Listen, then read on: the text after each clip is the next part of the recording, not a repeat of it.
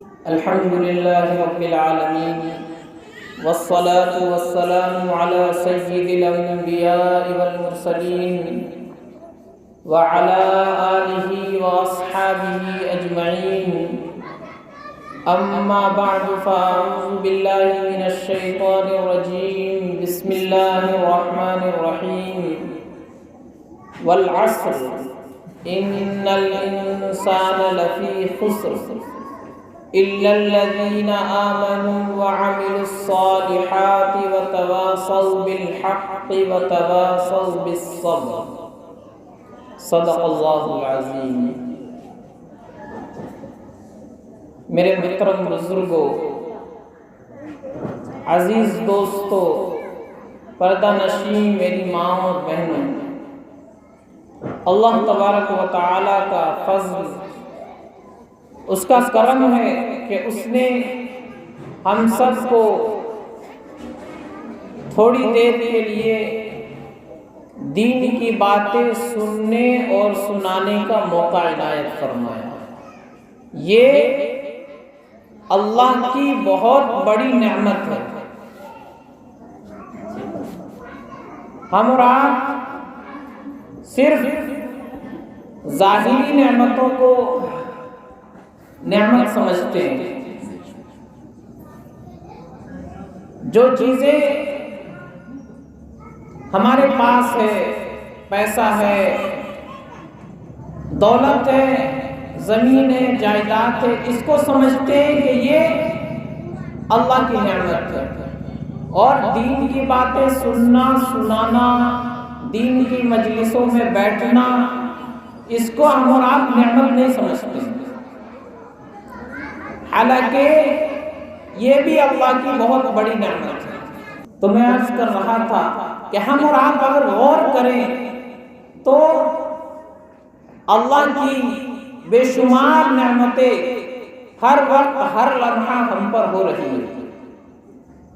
خود ہم اپنی ذات میں غور کریں تو اللہ کی کتنی بڑی بڑی نعمتیں ہماری ذات میں، ہمارے جسم میں موجود ہیں.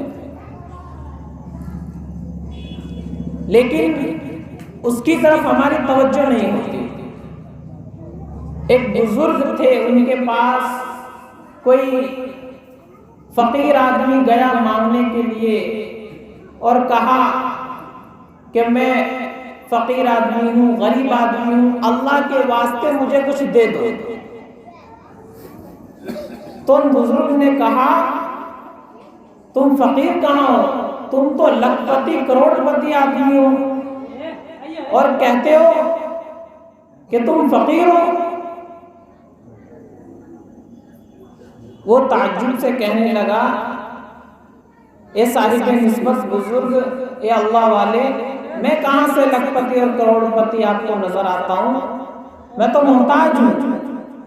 انہوں نے فرمایا، بزرگ نے، کہ اچھا یہ بتاؤ، جس زبان سے تم بول رہے ہو اور جس زبان سے اپنی مسکنت اور اپنی حاجت ظاہر کر رہے ہو، یہ بتاؤ اس زبان کی کتنی قیمت لگاتے ہو؟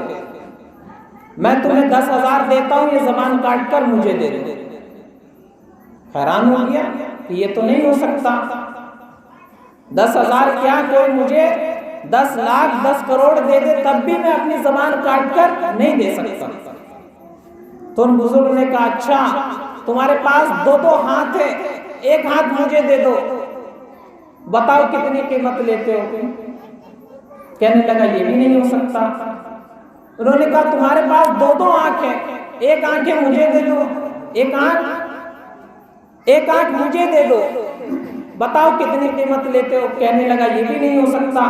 تو ان بزرگ نے ایک ایک کر کے جسم کے سارے اعضاء، سارے حصے گنوائے تاکہ وہ سمجھ جائے کہ اللہ نے خود اس کے جسم میں کتنی نعمتیں رکھی ہیں کہ ایک جسم کے ایک حصے کے بدلے لاکھوں کروڑوں روپیہ، بلکہ دنیا کی ساری مال و دولت اور دنیا کے سارے خزانے بھی مل جائیں تب بھی اللہ نے جسم میں جو حصے بنائے اس کی قیمت اور اس کا بدل نہیں بن سکتا. معلوم ہوا کہ ہمارے جسم میں بے شمار نعمتیں اللہ کی ہیں. دل میں تھوڑی سی پریشانی آ جائے اور اس کو آپریشن ہو تو آج کے اس ٹیکنالوجی کے زمانے میں لاکھوں روپے لگتے ہیں. سوچنے کی بات ہے کہ جب ایک چھوٹے سے آپریشن میں لاکھوں روپے لگ رہے ہیں تو وہ پورا دل کتنا قیمتی ہوگا جو اللہ نے بنایا ہے.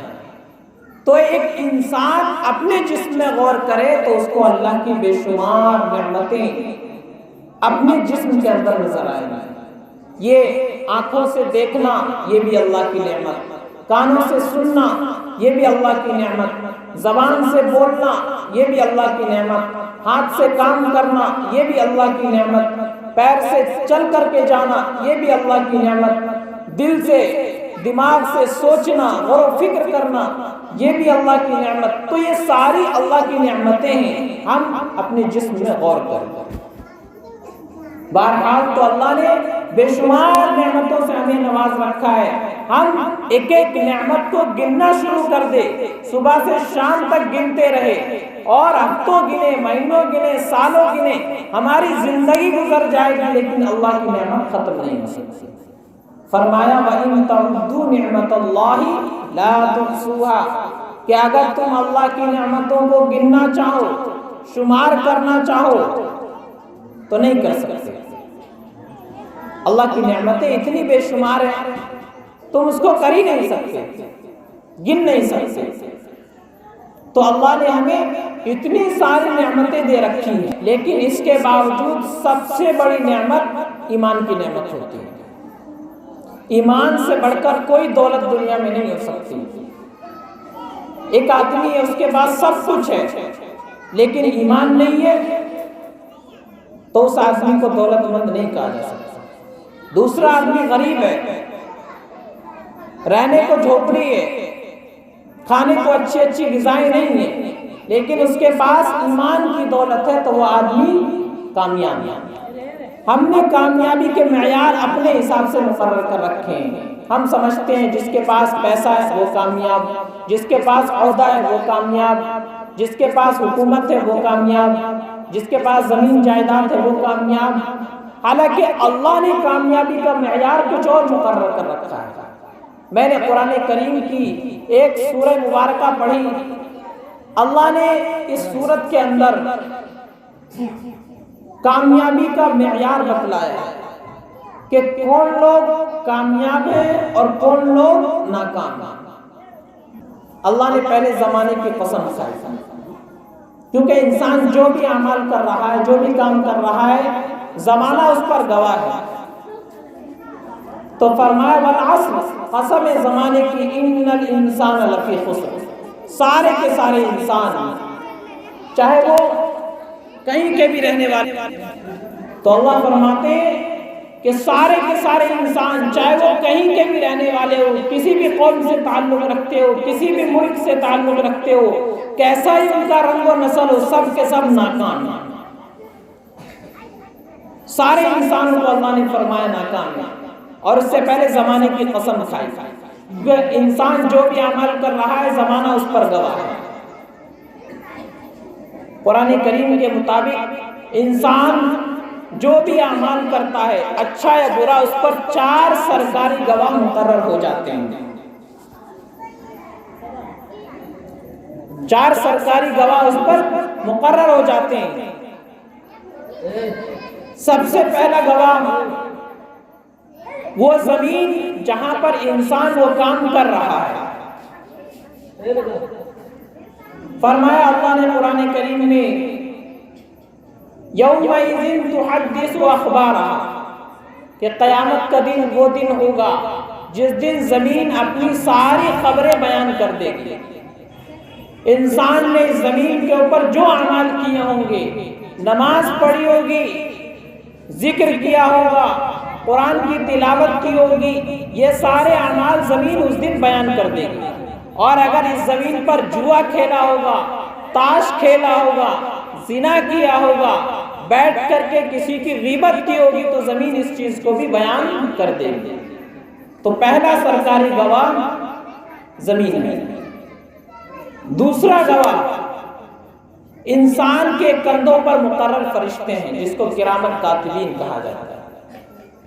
اللہ نے فرمایا قرآن کریم میں کرامن کاتبین یعلمون ما تفعلون، کہ ہمارے مقرر فرشتے تمہارے کاموں کو جو کر رہے ہو لکھ رہے ہیں، وہ جانتے ہیں جو تم کر رہے ہو، سب نوٹ ہو رہا ہے۔ دوسری جگہ فرمایا وَكُلَّ شَيْءٍ أَحْصَيْنَاهُ كِتَابًا، کہ ہم نے تمام چیزوں کو محفوظ کر لیا ہے کتاب کے اندر۔ تو یہ دوسرا گواہ ہے کرامن کاتبین، انسان کے کندھوں پر جو فرشتے رہتے ہیں وہ بھی اس کے اعمال کے گواہ ہیں۔ تیسرا گواہ انسان کا نامہ اعمال ہوگا۔ قیامت کے دن روایتوں میں آتا ہے، علماء بیان فرماتے ہیں کہ ایک ہوا چلے گی اور سب کے نامہ اعمال اس کے ہاتھ میں پہنچ جائے گا۔ ہر انسان کا نامہ اعمال اچھا یا برا اس کے ہاتھ میں پہنچ جائے گا۔ جب وہ نامہ اعمال کو دیکھے گا تو اس میں ہر چھوٹی سے چھوٹی اور بڑی سے بڑی چیز لکھی ہوئی ہوگی۔ وہ کہے گا ما لہذا الکتاب لا یغادر صغیرۃ ولا کبیرۃ الا احصاها، کہ میرے نامہ اعمال کو کیا ہو گیا، یہاں تو کوئی چھوٹی یا بڑی بات جو میں نے کہی یا جو میں نے کی ایسی نہیں ہے جو اس کے اندر لکھی ہوئی نہ ہو، ساری باتیں اس کے اندر موجود ہیں۔ تو تیسرا گواہ انسان کا نامہ اعمال ہے۔ چوتھا گواہ انسان کے بدن کا خود حصہ، انسان کے اعضاء، انسان کا بدن، یہ خود اس کے اعمال کی گواہی دے گا۔ قرآن کریم میں سورہ یاسین کے اندر اللہ فرماتے ہیں الیوم نختم علی افواہہم وتکلمنا ایدیہم وتشہد ارجلہم بما کانوا یکسبون، کہ آج ہم زبان پر مہر لگا دیں گے، زبان سے کچھ نہیں بولنا، انسان کے جسم کے اعضاء گواہی دیں گے۔ ہاتھ کہے گا یا اللہ مجھ سے اس نے فلاں فلاں کام کیا تھا، پیر کہیں گے یا اللہ مجھ سے فلاں فلاں جگہ چل کر کے گیا تھا، اگر مسجد گیا ہوگا تو پیر گواہی دیں گے یا اللہ یہ مسجد گیا تھا، اگر شراب کے اڈے پر، جوئے کے اڈے پر گیا ہوگا تو یہی پیر گواہی دیں گے کہ یا اللہ ان پیروں سے چل کر کے یہ بندہ شراب کے اڈے پر گیا، جوئے کے اڈے پر گیا، تو یہ پیر بھی گواہی دے گا۔ آنکھ گواہی دے گی یا اللہ اس نے مجھ سے اچھی اچھی چیزیں دیکھی، قرآن کریم کو دیکھا اور تیرے قدرت کے نظارے دیکھے اس نے، اور اگر بری چیزیں دیکھی ہوں گی تو یہ آنکھ اس کی بھی گواہی دے دے گی۔ کان بھی گواہی دیں گے یا اللہ مجھ سے اس نے گانے سنے تھے، مجھ سے اس نے فحش لٹریچر سنے تھے اور گندی باتیں سنی تھی، یہ بھی کان گواہی دے گا۔ اور اچھی چیزیں سنی ہوں گی، علماء کے بیانات سنے ہوں گے، قرآن کی تلاوت سنی ہوگی، حدیث شریف سنی ہوگی، تو یہ چیزیں بھی قرآن، یہ کان بیان کر دیں گے۔ تو انسان کے اعضاء گواہی دیں گے، انسان کے جسم کا ہر ہر حصہ گواہی دے گا اپنے اعمال کی۔ تو یہ چار سرکاری گواہ ہیں، جب بھی انسان کوئی کام کرتا ہے یہ چار گواہ مقرر ہو جاتے ہیں۔ سب سے پہلا گواہ وہ زمین جہاں اس نے عمل کیا، دوسرا گواہ فرشتے جو کندھوں پر رہتے ہیں، تیسرا گواہ اس کا نامہ اعمال جو قیامت کے دن ہاتھ میں آئے گا، اور چوتھا گواہ انسان کے بدن کا حصہ ہوگا۔ تو ہم جو بھی عمل کر رہے ہیں یہ نہ سمجھے کہ وہ ضائع ہو رہا ہے، بلکہ یہ ریکارڈ ہو رہا ہے اللہ کے ہاں۔ ہم یہاں بیٹھ کر دین کی بات سن رہے ہیں، سنا رہے ہیں، یہ چیز بھی اللہ کے ہاں ریکارڈ ہو رہی ہے۔ زمین کا یہ حصہ قیامت کے دن گواہی دے گا کہ یا اللہ ان بندوں نے میرے جسم پر، میرے اوپر بیٹھ کر کے تیرا ذکر کیا تھا، تیرے دین کی باتیں سنی تھی، سنائی تھی۔ زمین کا یہ حصہ گواہی دے گا قیامت کے دن۔ تو ہم جو بھی اعمال کر رہے ہیں وہ ضائع نہیں ہو رہا، اللہ ساری چیزوں کو محفوظ فرما رہے ہیں۔ تو ہم نے اگر دنیا میں رہ کر کے اللہ کی نعمتوں کو سمجھا، اس کا شکر ادا کیا اور اس کی فرما برداری میں زندگی گزاری، تب تو ہم کامیاب ہیں۔ اور اگر ہم نے اللہ کی نعمتوں سے خوب مزے اڑائے لیکن اس کے باوجود اللہ کی نافرمانی کی اور رسول اللہ کے طریقے کے مطابق زندگی نہیں گزاری تو ہم پھر ناکام ہیں۔ کامیابی کا مدار اللہ تبارک و تعالیٰ نے دین کے اندر رکھا، محمد رسول اللہ کے طریقے میں رکھا، اس سے ہٹ کر کامیابی نہیں مل سکتی۔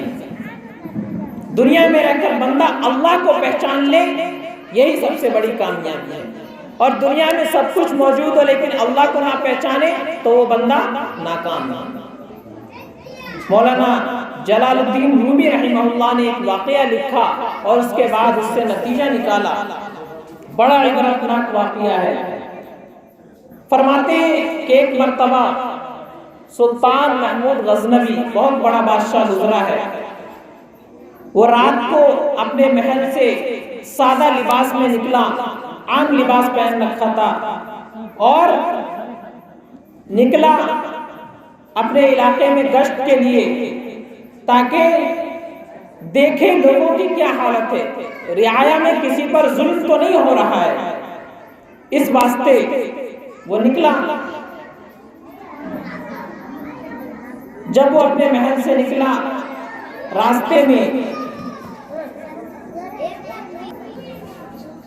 تو سلطان محمود غزنوی اپنے محل سے نکلا، راستے میں چلتے چلتے اسے ایک جگہ 5 چور بیٹھے ہوئے دکھائی دیے، وہ بھی چپکے سے، سادہ لباس پہن رکھا تھا، کون جانتا تھا بادشاہ ہے، وہ بھی چپکے سے ان کے پاس پہنچے۔ ان 5 نے دیکھا کہ ایک اجنبی آدمی آیا ہے، پوچھا تم کون ہو؟ تو بادشاہ نے بڑی عقل مندی سے جواب دیا، کہا کہ میں بھی تم میں سے ہی ہوں۔ تو چوروں نے سمجھا کہ یہ بھی چور ہے، کہا آؤ بیٹھتے ہیں۔ 5 سے 6 بھلے 6 ہو گئے۔ اب مشورہ کیا کہ چلو سب مل کر کے اپنی اپنی صلاحیت بتاؤ، اپنی اپنی مہارت بتاؤ، کس کو کس کام میں مہارت ہے، تاکہ سب اپنا اپنا کام بانٹ لیں گے اور آسانی کے ساتھ چوری کر لیں گے۔ تو ایک چور بولا کہ میری ناک کے اندر یہ تاثیر ہے، میں سونگ کر کے بتا دیتا ہوں خزانہ کہاں رکھا ہے۔ دوسرے نے کہا میرے بازوؤں میں اتنی طاقت ہے کہ میں کتنی اونچی دیواروں نقب لگا دیتا ہوں۔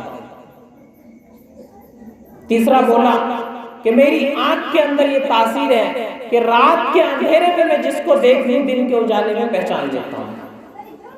چوتھے نے کہا کہ میں کتوں کی آواز سمجھ جاتا ہوں کہ یہ کیا بول رہا ہے۔ 5ویں نے کہا کہ کتنی اونچی دیواروں میں اس پر کمند ڈال دیتا ہوں۔ 5 نے اپنی اپنی صلاحیت بتا دی، اپنی اپنی مہارت بتا دی۔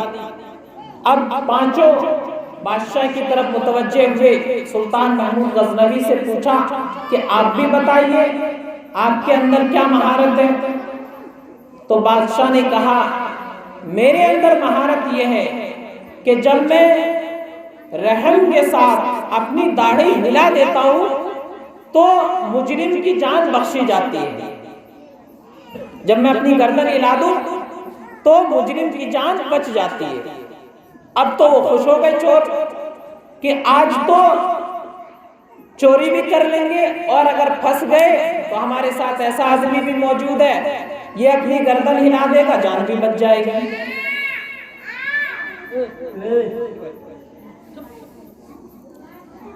اب 5 نے اب مشورہ کیا کہ اچھا یہ طے کر لیتے ہیں کہ آج چوری کہاں کرنی ہے، ڈاکہ کہاں ڈالنا ہے۔ بہت ساری باتیں ہوئی، بہت ساری رائے آئی، آخر میں طے ہوا کہ آج بادشاہ کے محل میں ڈاکہ ڈالنا ہے، کہ روز روز چوری کرنے سے بہتر ہے ایک ہی بار لمبا ہاتھ مارے تاکہ ایک لمبے زمانے تک بیٹھ کر کے آرام سے کھائیں گے، بادشاہ کا ہی خزانہ لوٹ لیتے ہیں اور اس کو معلوم نہیں کہ بادشاہ بھی ان کے اندر موجود ہے، کیونکہ بادشاہ نے سادہ لباس پہنا ہوا تو پتہ نہیں کسی کو۔ تو انہوں نے کہا ٹھیک ہے۔ راستے میں جب چلے کتا بھونکا تو اب ان کے اندر ایک آدمی ایسا بھی تھا جو کتوں کی آواز سمجھتا تھا۔ انہوں نے کہا کہ بتا کیا کہہ رہا ہے؟ تو اس نے بتایا کہ کتا بتا رہا ہے کہ بادشاہ بھی تمہارے اندر ہی ہے۔ یہ بات انہوں نے سنی لیکن انسنی کر دی، اس پر غور نہیں کیا اور کسی کے دل میں خوف نہیں آیا، چلتے رہے۔ جس طرح ہم لوگ قرآن و حدیث روز سنتے ہیں لیکن ہمارے اندر خوف پیدا نہیں ہوتا، قرآن و حدیث روز سن رہے ہیں لیکن سمجھتے نہیں ہیں، اسی طرح انہوں نے بھی سنا کہ بادشاہ تمہارے اندر ہے، کتا بتا رہا ہے، لیکن انہوں نے اس پر توجہ نہیں دی، آگے چل دی۔ جب بادشاہ کے محل پر پہنچے تو جو کمند ڈالنے میں ماہر تھا اس نے کمند ڈالی، جو سونگ کر خزانہ بتانے میں ماہر تھا اس نے خزانے کا پتہ بتایا، خزانہ کہاں رکھا ہوا ہے، اور جو چھلانگ لگانے میں ماہر تھا اس نے چھلانگ لگائی۔ بالآخر مال لوٹ کر کے وہ واپس آ گئے اور سب اپنے اپنے ٹھکانے پر چلے گئے۔ بادشاہ نے چپکے سے سب کے ٹھکانے نوٹ کر لیے، چپکے سے بادشاہ نے سب کے ٹھکانے نوٹ کر لیے کس کا گھر کہاں ہے۔ اب صبح کو دربار لگا، سلطان محمود غزنوی نے پولیس والوں کو بھیجا، سپاہیوں کو کہ جاؤ اور فلاں جگہ سے فلاں آدمی کو گرفتار کر کے لے آؤ۔ ان سب کو باندھ کر کے ذلت کے ساتھ شاہی دربار میں لایا گیا۔ بادشاہ نے کہا کہ ان پانچوں کو پھانسی پر چڑھا دو، انہوں نے رات شاہی خزانہ لوٹا ہے، میں خود اس پر گواہ ہوں، کسی سنوائی کی ضرورت نہیں ہے۔ ان کے پاس یہ پیغام پہنچا پانچوں چوروں کے پاس کہ تمہارے لیے بادشاہ نے پھانسی کا حکم دے دیا ہے۔ تو انہوں نے کہا بات ٹھیک ہے، ہمارے لیے پھانسی کا حکم ہو گیا، لیکن ہم ایک بار بادشاہ سے ملنا چاہتے ہیں، کچھ باتیں کرنا چاہتے ہیں۔ آخری خواہش، مرنے والے کی آخری خواہش پوری کی جاتی ہے۔ تو ان پانچوں کو بھی بادشاہ کے سامنے لایا گیا، تو بادشاہ نے دیکھا کہ ان پانچوں میں سے چار ہیں جو منہ لٹکائے ہوئے غم زدہ ہیں، ایک آدمی وہ مسکرا رہا ہے۔ پوچھا کہ تمہاری موت کا فیصلہ ہو گیا اور تم مسکرا رہے ہو، لبوں پر یہ مسکراہٹ چہ معنی دارت، کیا مطلب؟ تو اس نے کہا کہ جناب بادشاہ سلامت، میری ان آنکھوں نے پہچان لیا ہے کہ رات آپ ہی ہمارے ساتھ تھے، کیونکہ میری آنکھوں میں صلاحیت ہے، رات کے اندھیرے میں جس کو دیکھتا ہوں دن کے اجالے میں پہچان جاتا ہوں، تو میں نے آپ کو پہچان لیا، رات آپ بھی تو ہمارے ساتھ تھے۔ جب یہ کہا تو اب پانچوں کے پانچوں گڑ گڑا کر معافی مانگنے لگے، رحم کی بھیک مانگنے لگے کہ بادشاہ سلامت ہم سے غلطی ہو گئی، رحم فرمائیے، ہم نے تو اپنا کام کر دیا رات، اب آپ اپنا کام کریے، آپ نے کہا تھا کہ میں اپنی گردن داڑھی ہلا دیتا ہوں رحم سے تو مجرم کی جان بخشی جاتی ہے، ہم نے اپنا کام رات کر دیا، اب آپ اپنا کام کیجیے۔ تو بادشاہ نے کہا نادانوں، تم جس چیز کو کمال سمجھ رہے تھے وہ کمال نہیں تھا، تم سمجھ رہے تھے کہ کتے کی آواز سمجھ لینا کمال ہے، تم سمجھ رہے تھے چھلانگ لگا دینا کمال ہے، تم سمجھ رہے تھے خزانے کا پتہ لگا لینا کمال ہے، تم سمجھ رہے تھے کہ خزانہ لوٹ لینا کمال ہے، یہ سب کمال نہیں ہے، صرف ایک آنکھ کی وجہ سے جس نے مجھے پہچان لیا میں تم سب کو رہا کر رہا ہوں۔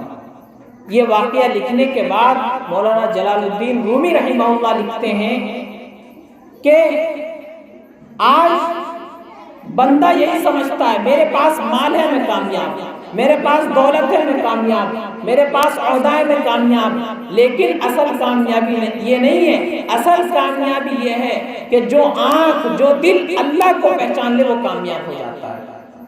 جیسے اس چور نے بادشاہ کو پہچان لیا، اس کے پاس ایسی آنکھیں تھی، بادشاہ کو پہچان لیا تو ان کی بخشش ہو گئی، ٹھیک اسی طریقے سے جو آنکھ جو دل اپنے رب کو پہچان لے وہ کامیاب ہے، اور جو اپنے رب کو نہ پہچان سکے وہ کامیاب نہیں ہے۔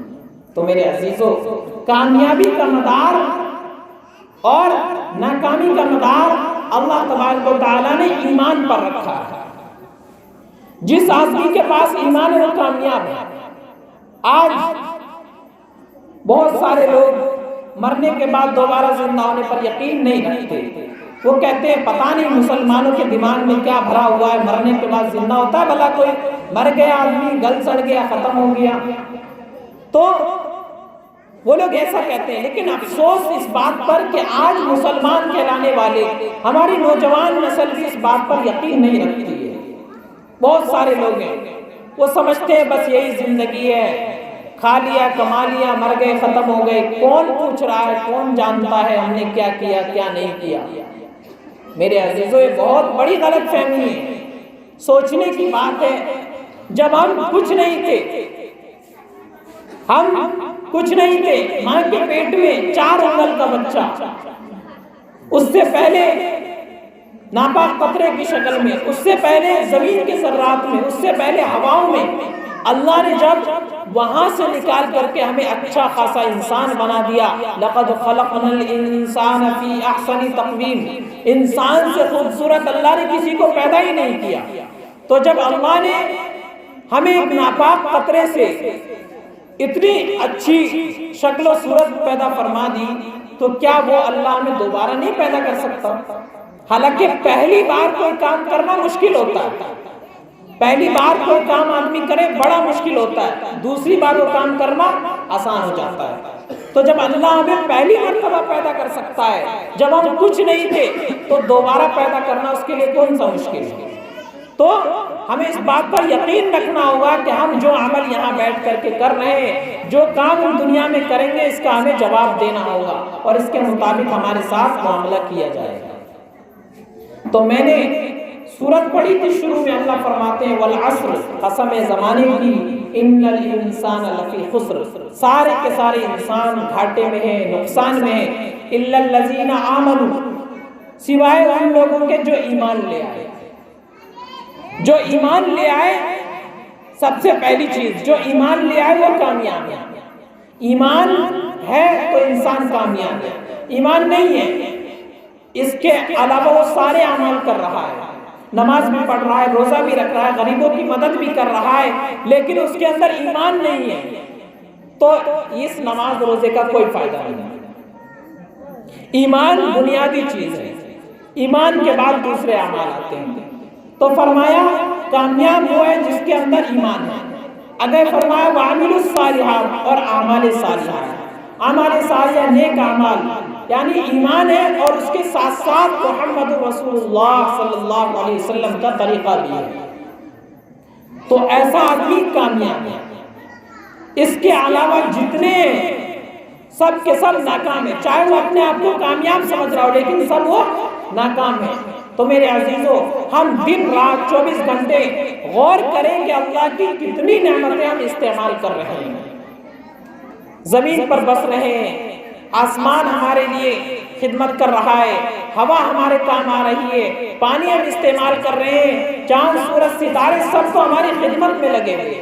اللہ نے ساری کائنات کو انسان کے لیے پیدا فرمایا، ساری کائنات انسان کی خدمت کر رہی ہے، انسانوں کو اللہ نے اپنے لیے پیدا فرمایا۔ ساری کائنات ہماری خدمت کرے گی اور ہم اللہ کی عبادت کریں گے، اس لیے اللہ نے ہمیں پیدا فرمایا۔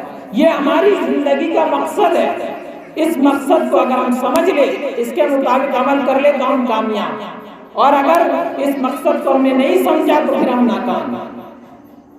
دیکھنے میں نظر آئے گا بڑا پیسہ ہے، دولت ہے، مال ہے، عہدہ ہے، حکومت ہے، اور ہم سمجھیں گے یہ آدمی کامیاب ہے، لیکن اللہ فرما رہے ہیں کامیاب نہیں۔ اللہ جس کو کامیاب کہہ دے وہی کامیاب، اللہ جس کو ناکام کہہ دے وہی ناکام، یہ ہمارا عقیدہ ہے۔